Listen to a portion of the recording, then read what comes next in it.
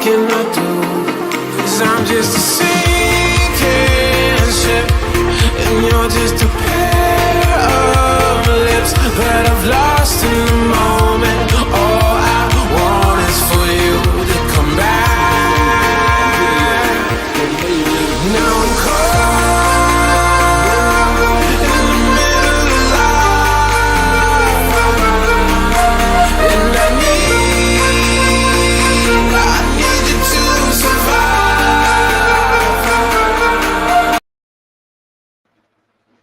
Greetings, everyone, and welcome to another edition of the Red Pill Diaries. I'm your host, your brother, and your friend Rashid, and I'd like to thank you all for giving me another hour of your day and another day of your time. As always, we're waiting right now for Dr. Paul Craig Roberts to join us in the booth. But until then, we're going to chop it up because there's so much going on right now that we need to discuss. We know that there's a NATO summit going on. NATO is trying to prove that it is still relevant in a world that has shown that it's irrelevant. Um, there is a changing world order. This is the reason for the background here. The world order is changing. One of the main reasons for this background is to show you that one world is dying and another world is coming in. And the NATO summit, the wars, the unnecessary wars, all of those things are a result of a dying world. And it is chaotic. You understand? We see a lot of chaos going on. That is because those who benefited from Mr. Roberts is in the booth right now. I got to bring him on the screen right now. So thank you so much, Mr. Roberts, for joining me today on the platform. I really appreciate it. Hello, Rashid. How have you been? I've been doing pretty good. I see we missed each other a couple times, but we're finally back on the platform together. And Mr. Roberts, what do you have to say about this so-called NATO summit that has just opened up? Because in my eyes, it is a sign of an irrelevant organization trying to prove its relevance in a world that is changing quickly. Rashid, I don't know what's going on. As I understand it, the Europeans have in mind that Russia has to be defeated in Ukraine. And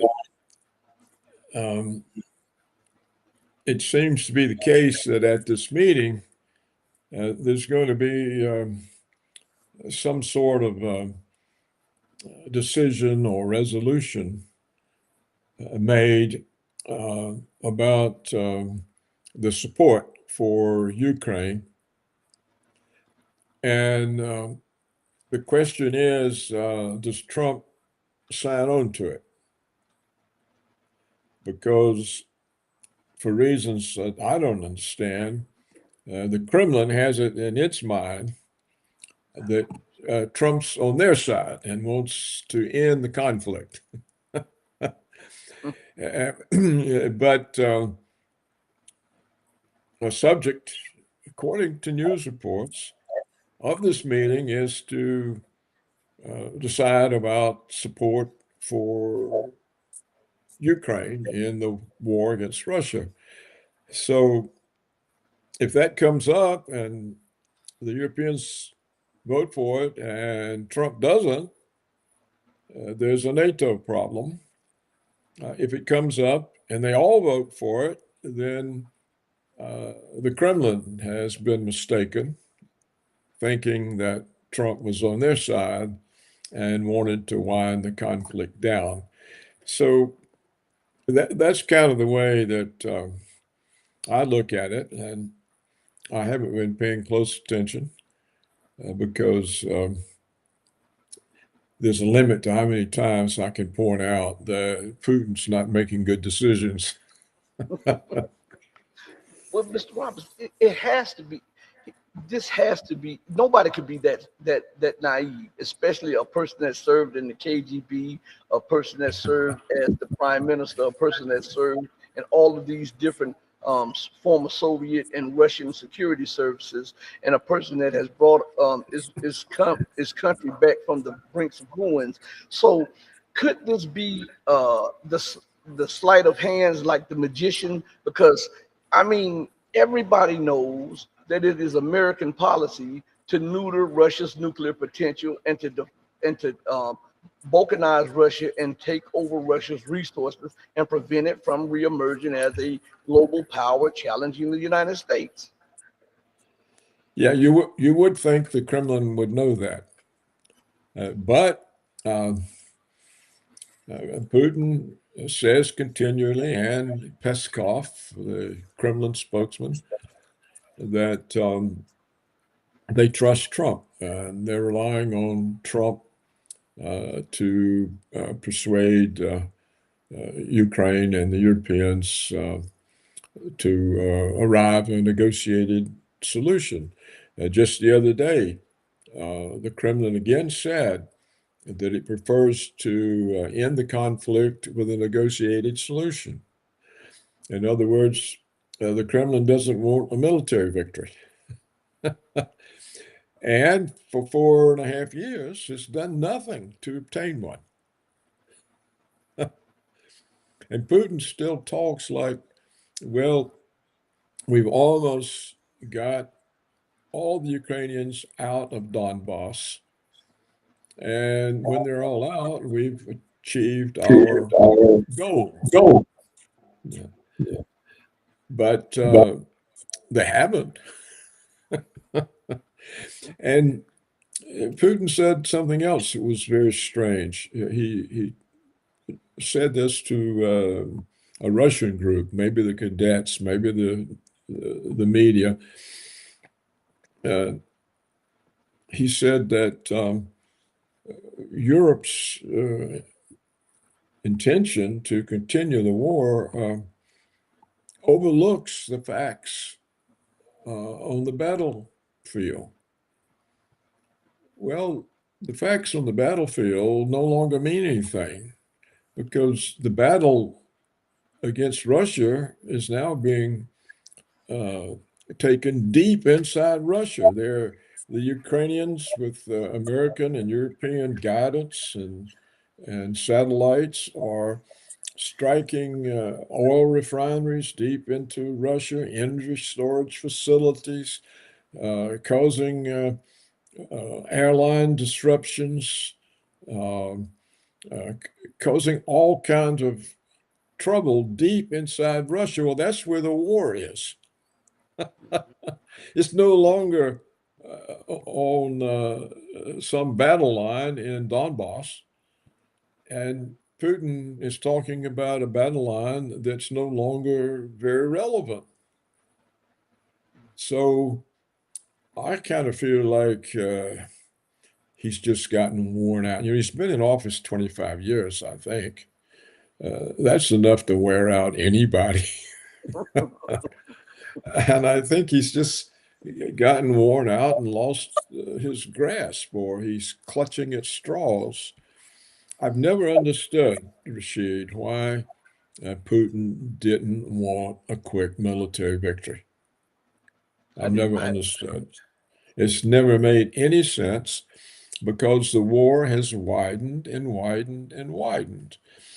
And just a day or two before he made his most recent statement about how he trusts Trump and Trump's going to bring about a negotiated solution, just a day or two before that, both Finland and Latvia, these are two countries on Russia's border, said they changed their policy and were now willing to host American nuclear weapons. Well, if we're going to have two more countries on Russia's border with our nuclear weapons aimed at Russia, how in the world does Putin think Trump is on their side? It makes no sense to me. I can't make any sense out of it. Yeah, I didn't understand it either. especially with the when the hostilities broke out, and then you had the Donbass militias. They were wiping the floor with the Ukrainian armed forces, and they were on their way to take Kiev, and then Russia pulled them back because of this so-called deal with Angela Merkel and all of that stuff. All the bloodshed and all of the destruction could have been avoided. But do you believe that one reason Russia or the leadership of Russia is playing it this way is because they understand that if they do go to war, this is not just the end of a uh, what was the end of uh, the global order. This is the end of America and Russia as powers because of a nuclear possible nuclear exchange. I think that a nuclear war will be the ultimate result of Putin refusing to win a war. Mm-hmm. He's let a war go on. We're now halfway into the fifth year. It's gone on so long that the West has gotten so involved and now is directly responsible for the attacks deep inside Russia because the missiles may be coming from Ukraine, but their guidance comes from Europe and the United States. And so, and it also is crossing the territory through the airspace of NATO countries. So the United States and NATO are directly involved in the ongoing drone and missile attacks deep inside Russia.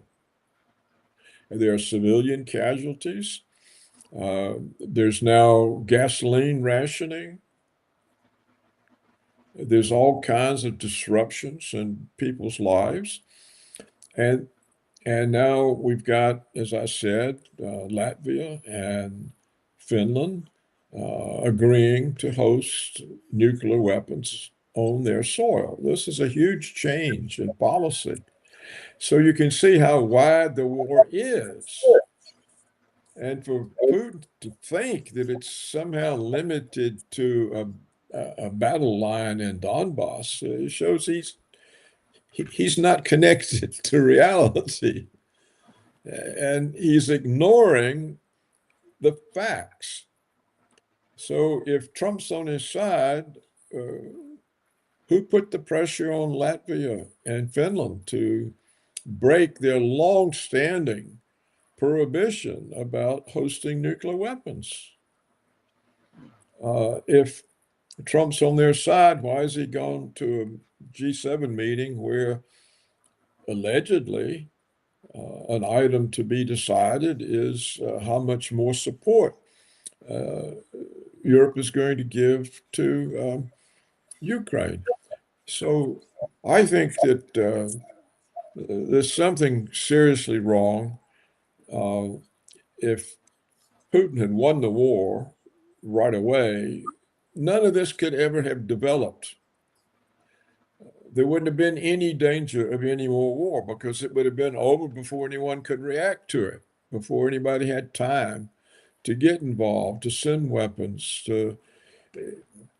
and so by not taking decisive action, Putin has let this thing go on so long that it's now so wide, I don't think it can be controlled. So I would say if there's a nuclear war, it's the result of Putin refusing to realize he was at war that he had to win quickly. You And know, there's no excuse for him to have left this war going for 4.5 years. I mean, that's longer than World War II.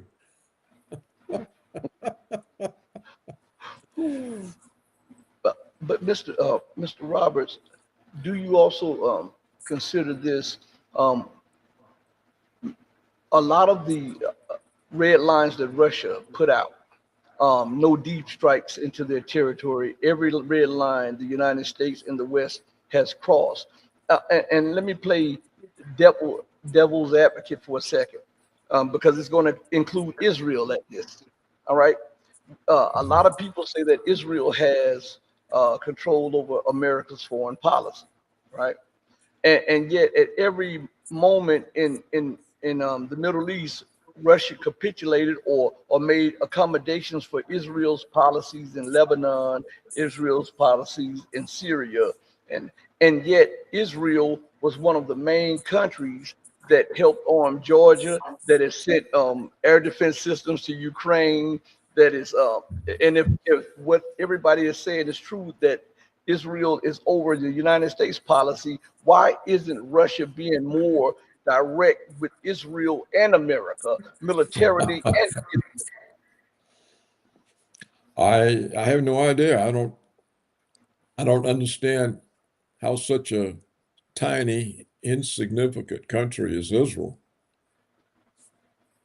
can control the United States and Russia. I don't understand it. I guess I have no idea. I would think that Putin and Trump don't need to take bribes, so I don't have an explanation. I don't have an explanation for it, and um, I don't. Why did the United States, for the entirety of the 21st century, uh, fight Muslims for Greater Israel? I mean, we destroyed Libya, Iraq, Syria. We aided and abetted the Israeli destruction of Palestine, and now the Israelis are again trying to occupy southern Lebanon. And there are reports that Trump is thinking about sending American troops to help the Israelis disarm Hezbollah, the militia that stopped the previous Israeli advances in southern Lebanon. Why is he doing this?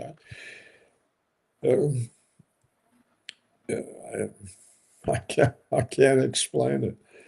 It's a form of influence that the Israelis have that is not easily explainable. do you think? And I already know your answer on this because you kind of alluded to this, so I'm going to bring it back.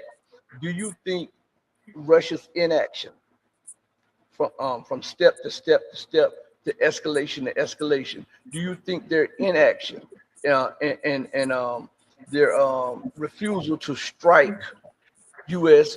NATO targets outside of Ukraine has pushed us closer to a direct military conflict? Because I advocated striking outside of Ukraine, and when I advocated this, everybody was saying that I was advocating war and that I was pushing too much. And I'm saying, listen, sometimes you have to put, if you allow the bully to continue to take your lunch money, if you allow the bully to continue to embarrass you and slap you, the bully is going to continue to do it and get even emboldened more by doing it. So sometimes you just got to do a Hail Mary and smack the bully in the mouth or in the nose. So do you think that by Russia's inaction, we are being pushed towards a nuclear conflict?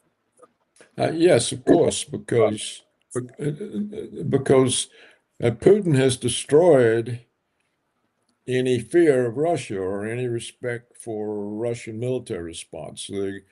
You see, he won't even acknowledge that it's war when the Ukrainian missiles hit deep inside Russia. He calls it a terrorist action. These are terrorists. We're not at war, folks. We're not at war. This is not war. This is a terrorist action. We've talked about it before, I'm sure, Rashid, when the United States attacked the Russian strategic bombing fleet. Mm-hmm. Putin said, "Oh, this is not war. This was a terrorist action." And when the effort was made to assassinate him in his home, oh, that's not That was a terrorist action, Putin said. So he has defined the real war, which is now taking place inside Russia, not inside Not Ukraine. inside Ukraine. Yeah, Yeah. the war is not inside Ukraine any longer, it's inside Russia, but he won't admit it's war. He calls it terrorist actions. So he shows the West that he's not willing to state the facts, that he has to hide himself from the facts. Otherwise, he would have to do something. So I think it's the loss of fear of Russia. That's the reason Latvia and Finland said, yes, we'll have the nuclear weapons. Previously, they would have said, if we have nuclear weapons, we're going to be targeted by the Russians. Well, now they just don't see the fear. So if tiny Latvia isn't afraid of Russia, who is? And so what Putin has done, he has destroyed any Western comprehension of Russian deterrence. Because as you said, not a single red line is ever enforced. And he no longer has red lines. And war is now a terrorist action.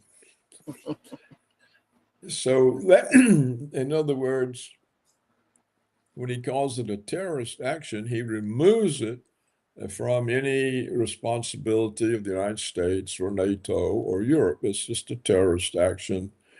And who's responsible? Who are the terrorists? He never says. So it's curious because if you look at his two favorite people, Kirill Dmitriev, that's his negotiator, and the central bank director, the woman,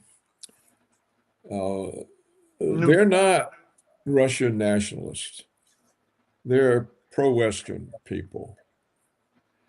And the central bank has done far more harm to the Russian economy than the American sanctions.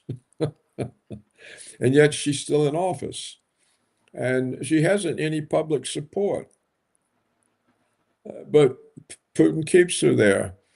And Kirill Dmitriev, he's not in the foreign ministry. He's not any kind of expert. He is an operative for the oligarchs. And if you look at his negotiations, they're not about ending the war, they're about business deals. And if you look at Trump's negotiators, again, these are not people from the State Department. His son-in-law, Jared Kushner, doesn't even have a government position. And he and Witkoff, a New York real estate developer, these are Trump's negotiators. These are not members. They're not in the government. They're not State Department officials.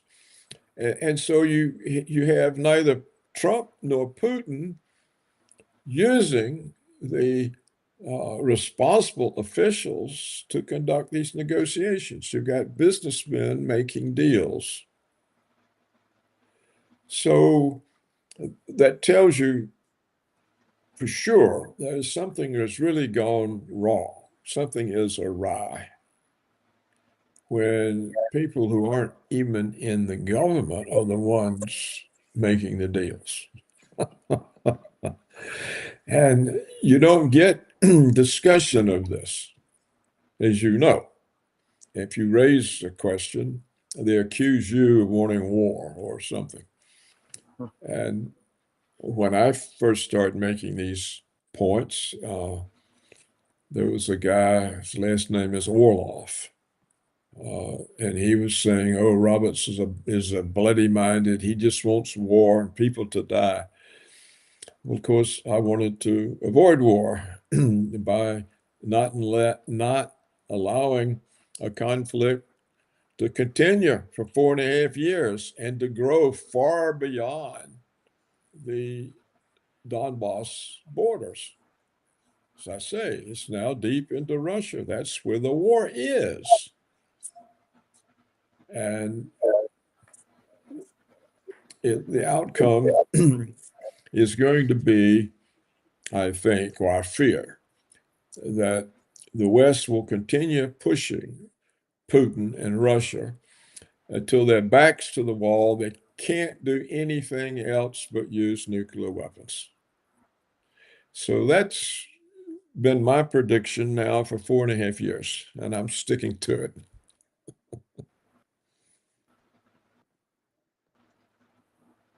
You there? Have we lost contact?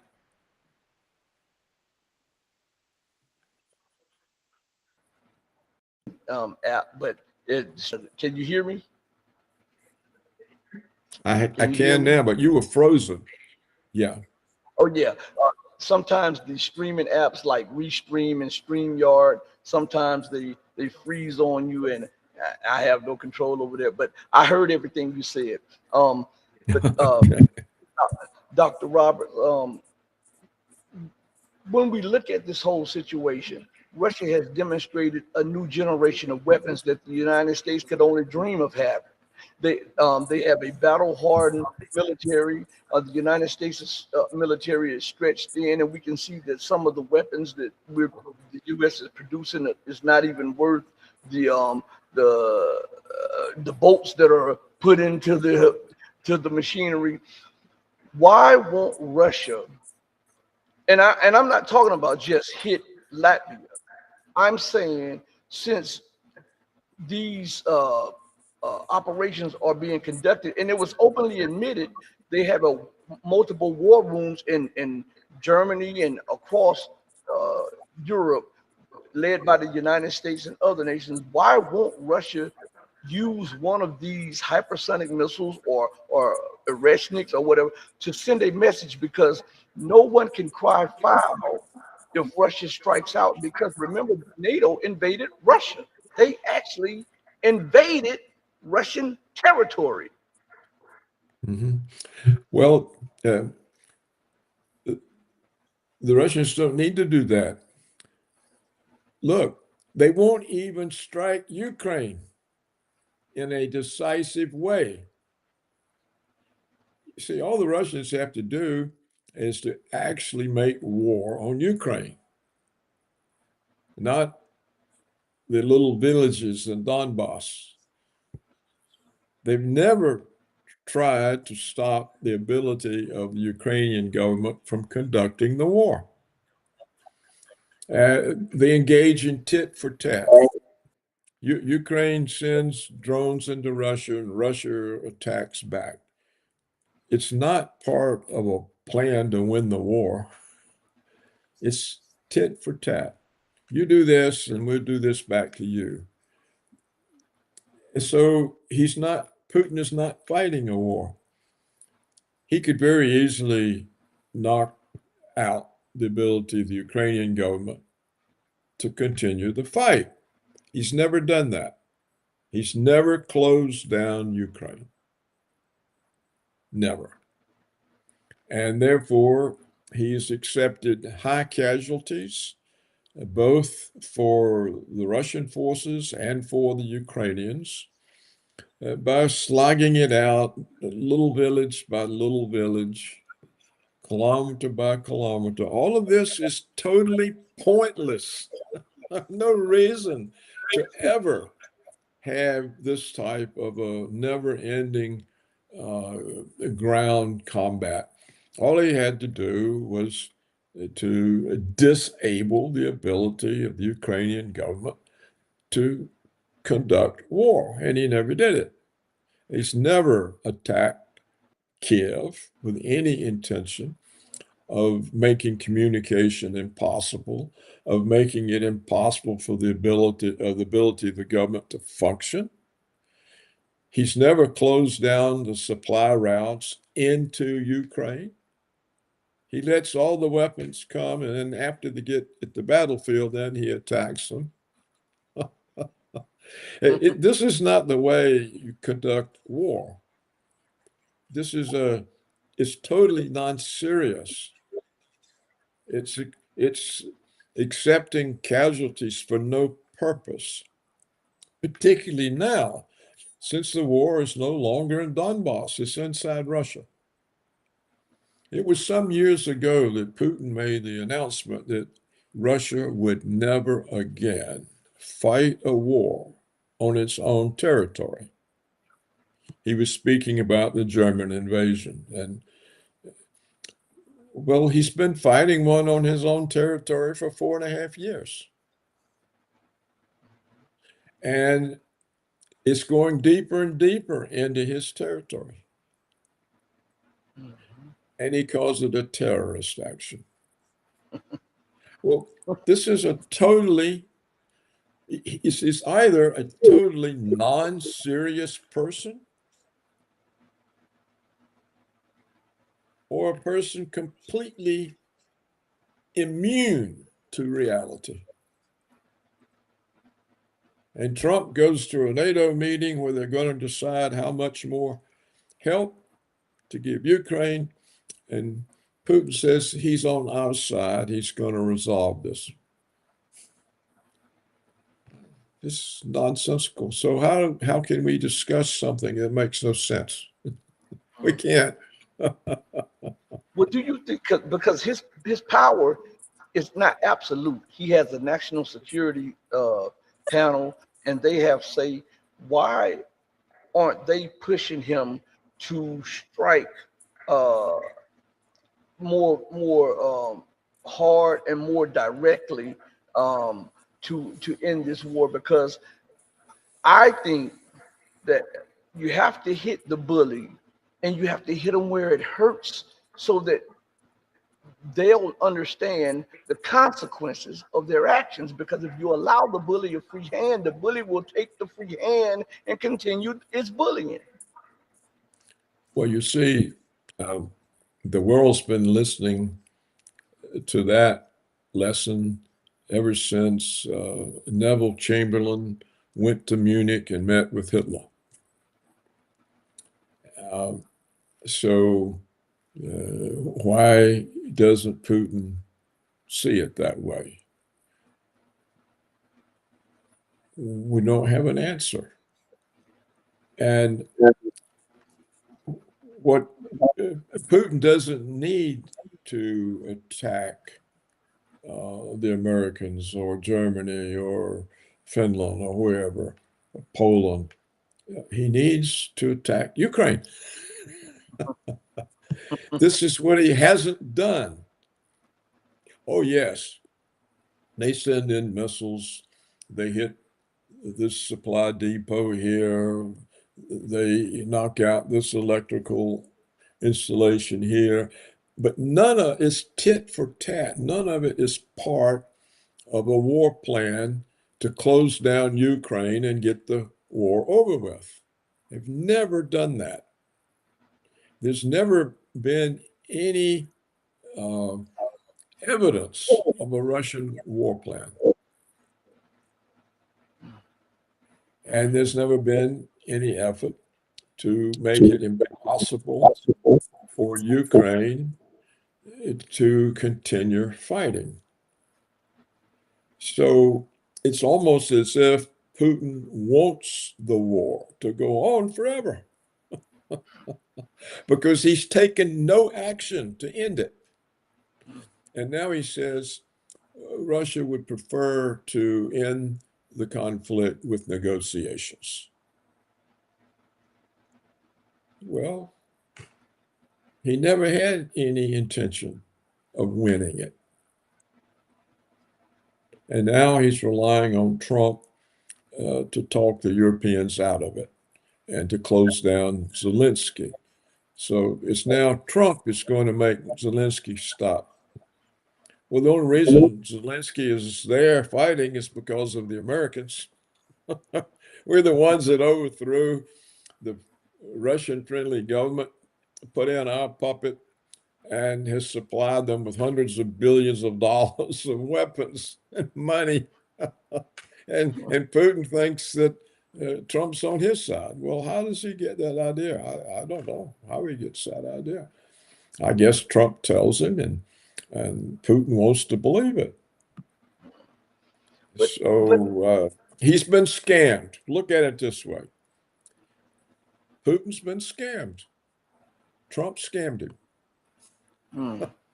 But Mr. Roberts, isn't this the right way to do things? Okay, I didn't see Russia preventing Western leaders from taking trains to Kiev. I didn't see them putting restrictions on transportation inside of the borders of Ukraine. When in any war, you're supposed to close off the borders. You're supposed to prevent those who are supplying the weapons and the intelligence to your enemy from coming in. Why didn't Russia put a entire blockade around Ukraine and warn the NATO that any weapons being supplied would be interdicted on NATO's side so that it does not enter the battlefield on killing more Russians and endangering Russian sovereignty? Well, Rashid, I think they did give those kinds of warnings. They just never acted on them. It's the red lines that were never enforced. And of course, the point I've been making this whole conversation is that we've never seen any effort on the part of Putin to win a war.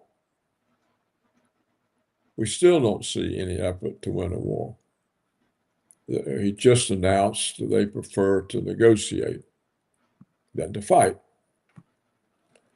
Well, obviously, the other side doesn't see it that way. So this is what I say.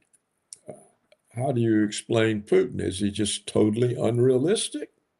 He can't accept reality. It doesn't please him to believe that. So he has some false belief.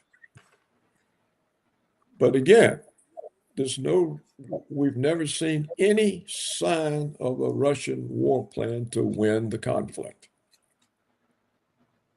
In fact, we have seen opposition inside Russia on the grounds that Putin's not trying to win the war. And this opposition inside Russia is rising. And some people are wondering if it's going to result in the defeat of Putin's political party this fall in the elections of the Duma or the legislature. If the party of Putin loses the legislature, Putin will still be in office, but he'll have a hostile legislature. And why is he taking that risk? The Russian nationalists, the communists, they're saying we want victory. We want this war over with. It's gone on too long. It's caused too many casualties. And now it's disrupting our life. Why is this? Why don't you bring this war to a victorious close? And they don't get an answer. No, they get gobbledygook about, we're relying on Trump, or Trump's going to do it for us. So that's the latest talk, that Trump is on our side. So I can't see any pressure on Trump to stop the war from ongoing, because it's very hurtful to Putin. He's losing support inside. His party may be defeated. What does he gain? And yet he still does nothing. What does Trump gain by stopping the war? He gets the animosity of the American military security complex, whose profits go down because we're not buying the weapons for Ukraine to fight the war. So there's no gain to Trump from stopping this conflict, particularly if he succeeds in getting the Europeans to carry on the conflict so he can go invade Cuba or have another go at Iran for Israel. Why does Trump care if the thing still goes on in Ukraine? It further uh, demoralized the Russian population. You know, they now live in an air raid scenario. Uh, it was just the other day, I think, that the 500 drones attacked Moscow. Now, the Russians say they shot them all down. Well, just imagine how much military equipment it took to shoot down 500 drones. This isn't cheap. It's money that could have gone into investment in the Russian economy. And so you see, here is a situation in Russia. There are more than two groups. There are two main groups. There are the Russian patriots, the Russian nationalists. And oddly enough, the most patriotic people are the communists. And the communist political party and the legislature now has as much support as Putin's party. So this is why people think that Putin's party will lose the elections this fall. And so the combination of the communist and the non-communist Russian patriots, that's one group. The other group are the oligarchs, the people who stole so many of the old Soviet assets during the Yeltsin era when everything was in disarray. These people, they couldn't care less about Russia. They care about their billions. They care about being excluded from the West, excluded from the Western markets.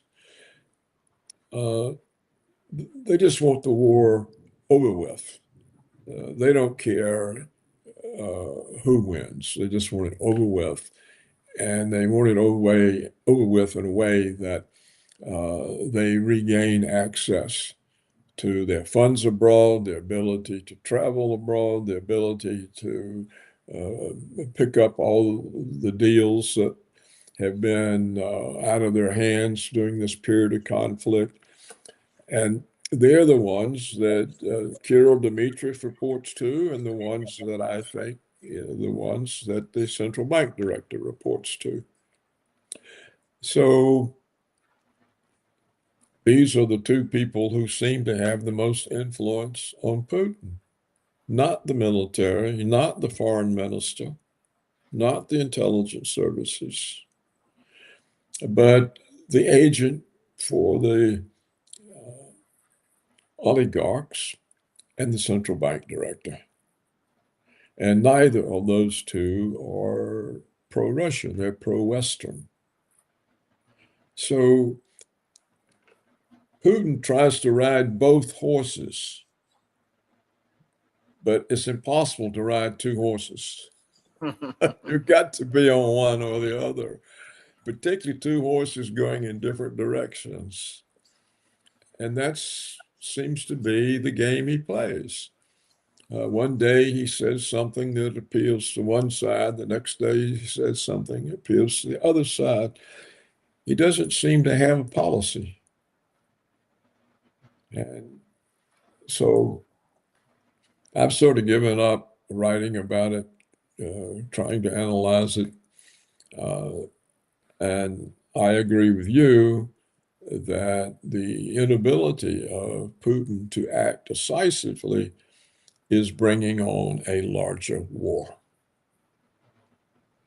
Now, let's with the little time we have left, Mr. Roberts, let's transition to the so-called West Asia area. I know you may have something to talk about with Trump fighting these wars for Israeli dominance and for greater Israel. The United States has just suffered its greatest military defeat in recent memory, fighting Iran. They have not achieved any of their goals. Iran has come out to be a regional powerhouse.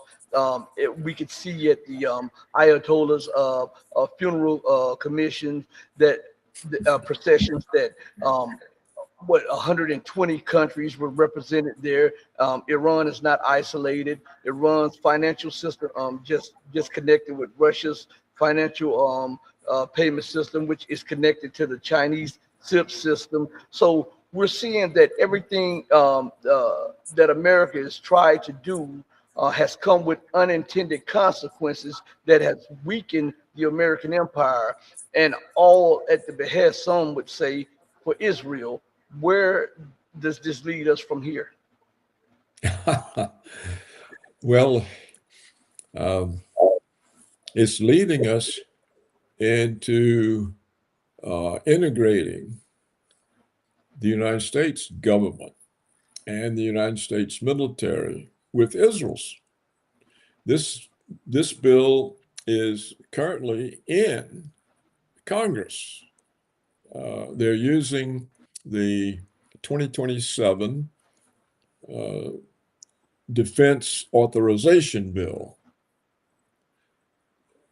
to put into effect the integration of the Israeli military with the American military, the integration of American technological developments, intelligence developments, the political functions of government agencies. All of this is to be integrated with Israel. In other words, we become a joint country. We're no longer the United States. We're no longer We are Israeli America. And, and, and this is actually what they're doing right now in Congress. It's very little opposition. Very little opposition. Hardly any mention of it in the media because, and the people don't even know.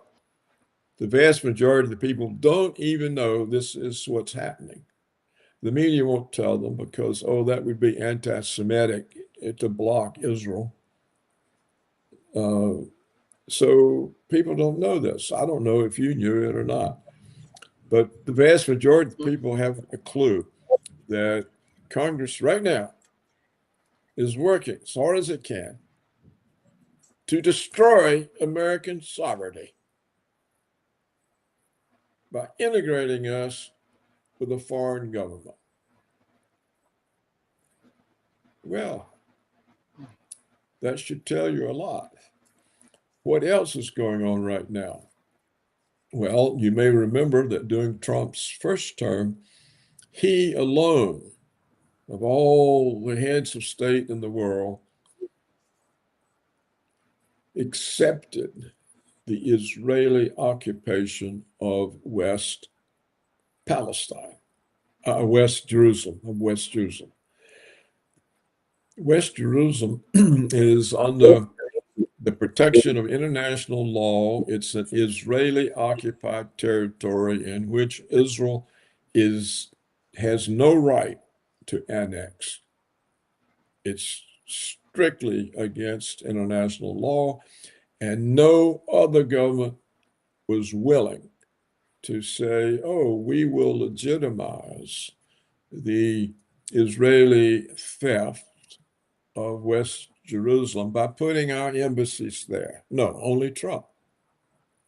And now he's just signed an agreement with the Israelis to accept a large tract of land for 99 years on which to build on stolen Palestinian land the American embassy.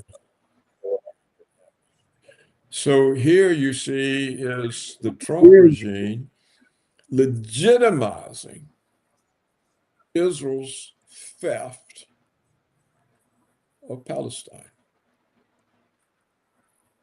Well, what does that tell you? So I would say that the next challenge we may find ourselves facing, is that since, as you reported, the American effort to destroy Iran for Israel was a total failure, and Trump realizes that the United States really can't do anything about Iran without using nuclear weapons, we're going to see the United States involved against Hezbollah in southern Lebanon. That'll be how Trump makes it up to Netanyahu that he wasn't able to knock off Iran. He'll say, okay, we'll help you get rid of Hezbollah so you can steal Lebanon. And then later we can come back to Iran.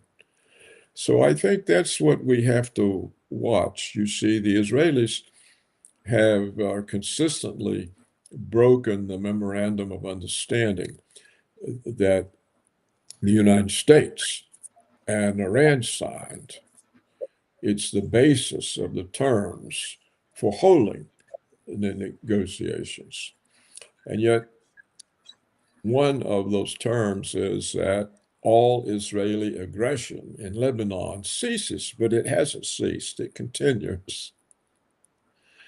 So here you see even the Iranians not having a red line. Or put it differently, they have a red line, they're not enforcing it.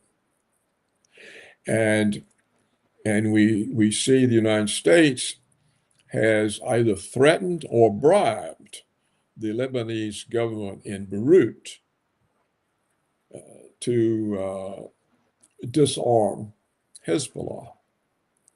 Well, of course, the Israeli military can't disarm Hezbollah, so certainly the puny little Lebanese army can't.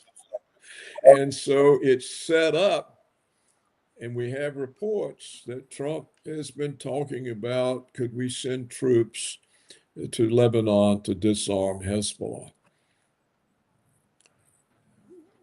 Now, hopefully, somebody in the Trump regime will say, and this is an even worse mistake, don't do it.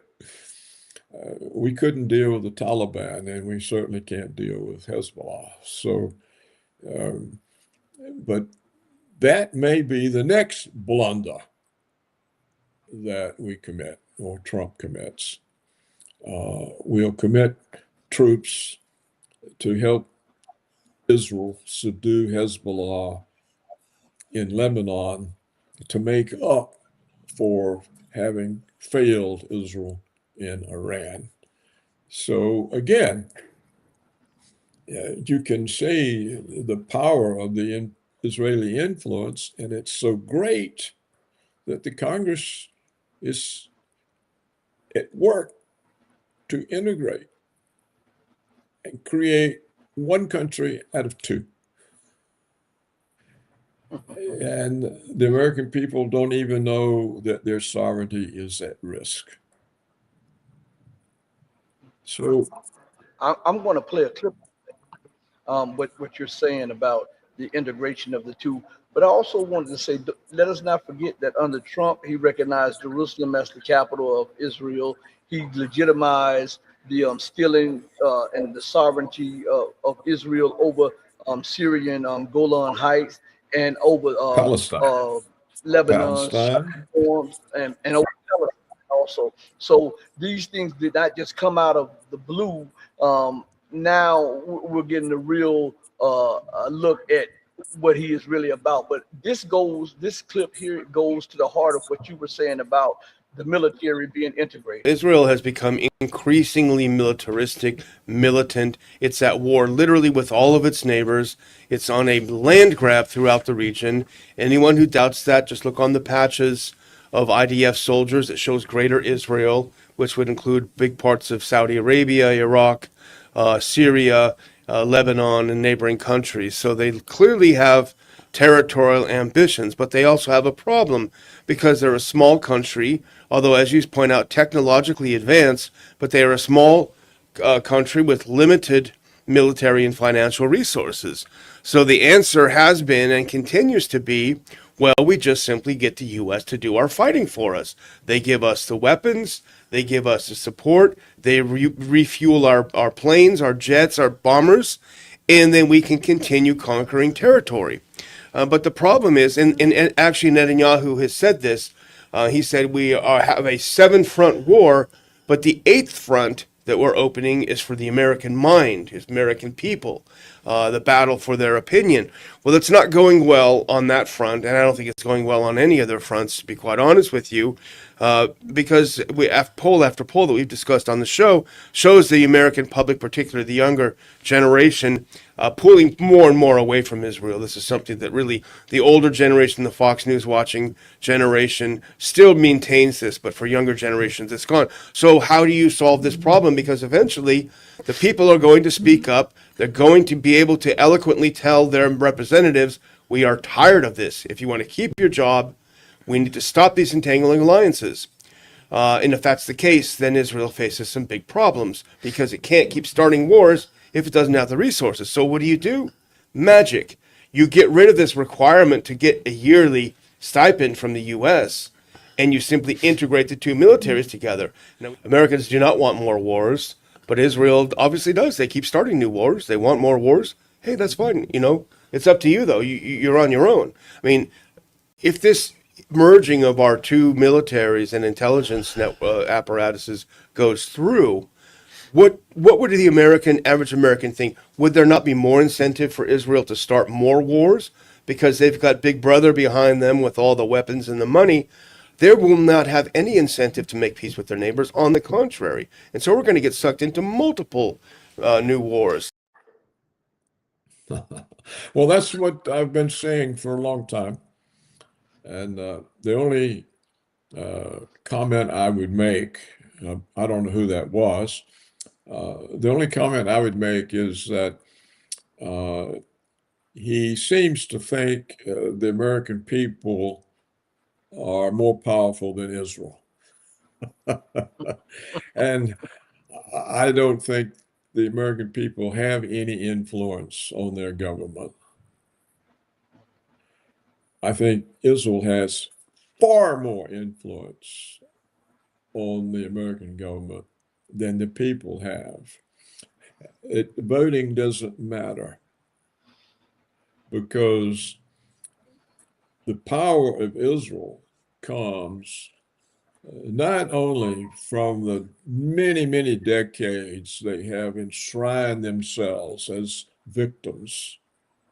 Our only democratic allies in the Middle East, the entirety of the Cold War, they used that to ensconce themselves in the minds of Americans as a necessary and vital ally to keep the Soviets from taking over the Middle East.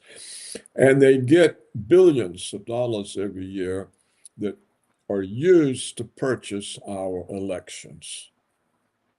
The money comes back as campaign contributions. We've just had the experience of Thomas Massey, the Republican congressman from Kentucky, seven-term congressman. I think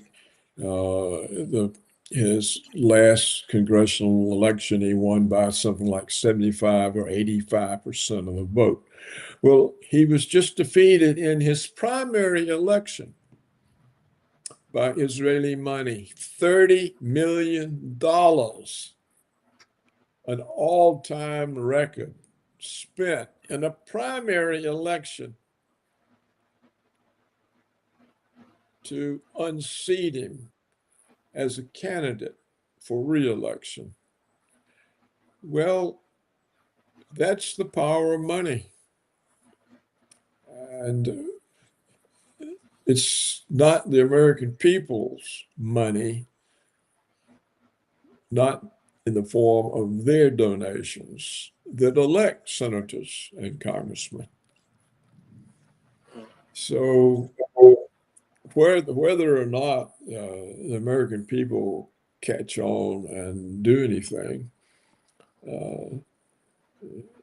they can't. They're impotent.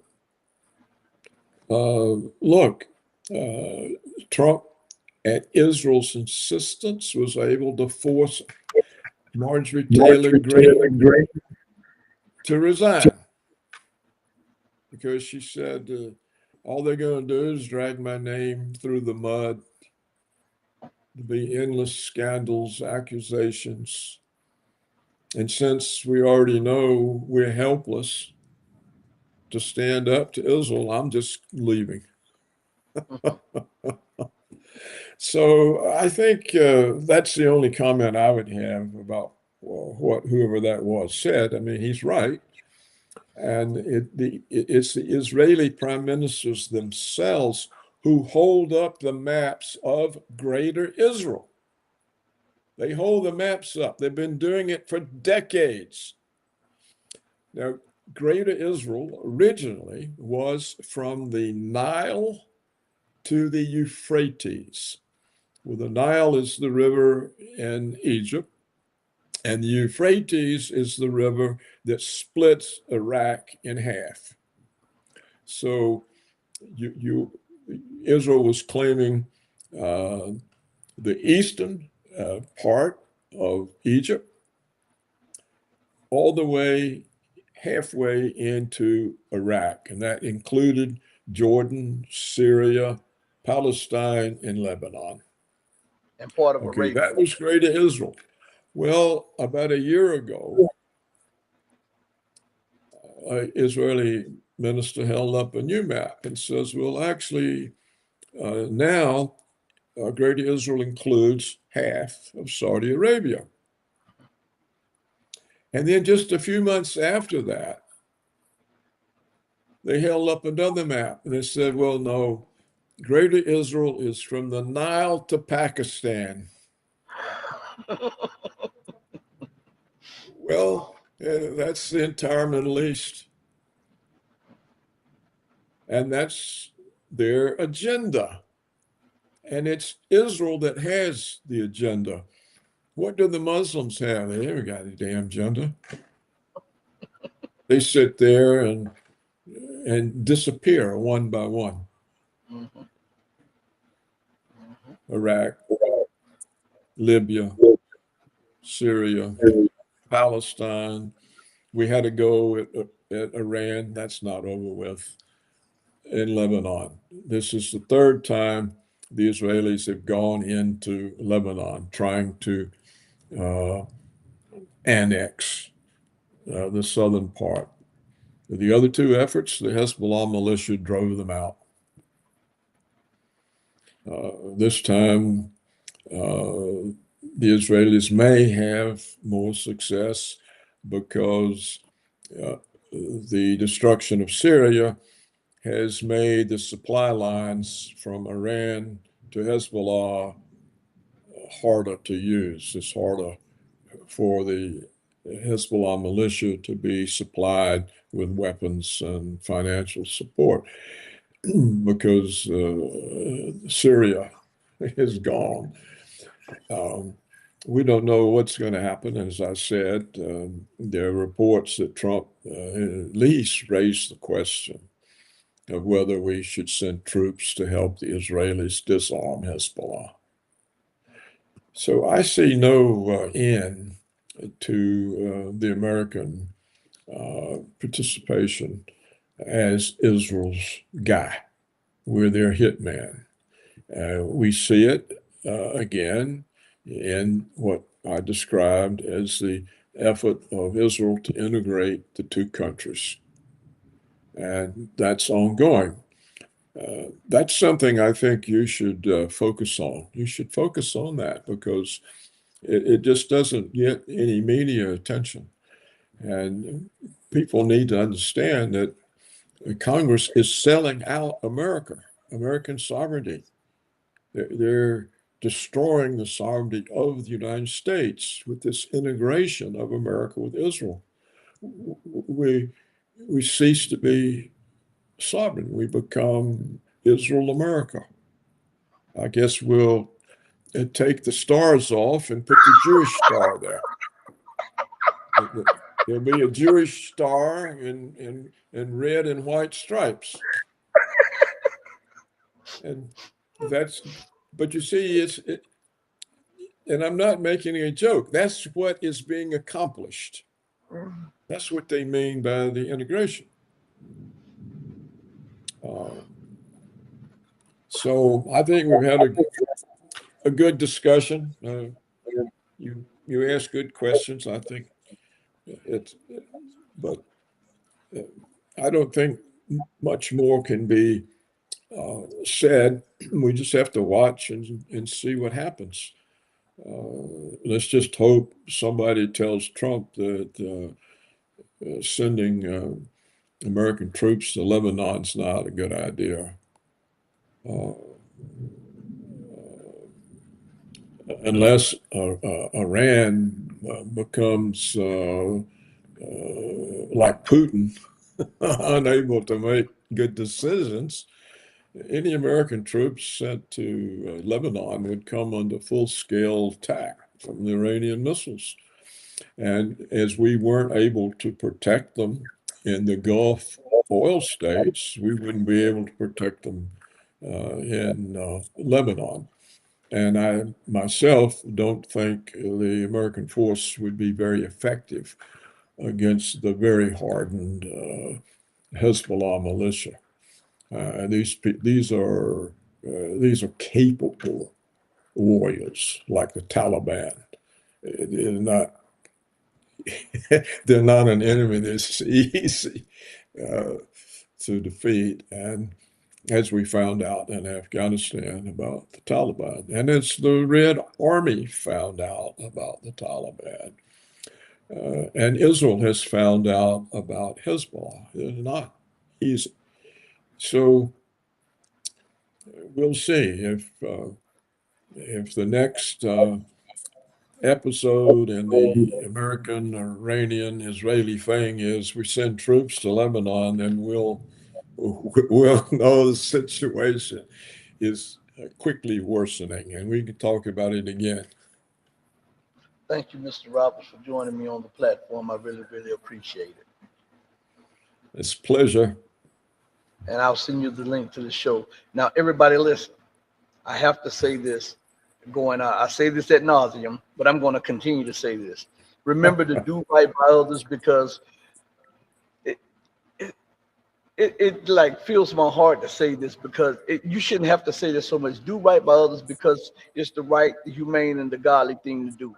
Because even when no one else is watching you, remember that God Almighty is watching you. As my late, great, and beautiful mother would always say, God sits high on the throne of power, but he looks low at the actions of man. Know that I love each and every one of you who loves truth, but know that the love that I have for you will always pale in comparison to the love that God has for you.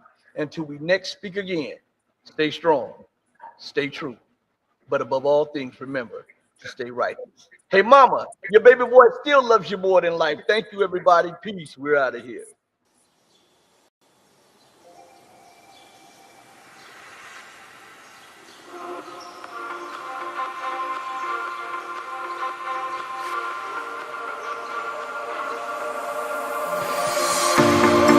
Told you to walk away. That was my first and last mistake. I'm blue without your face. But what can I do? 'Cause I'm just a sinking ship, and you're just a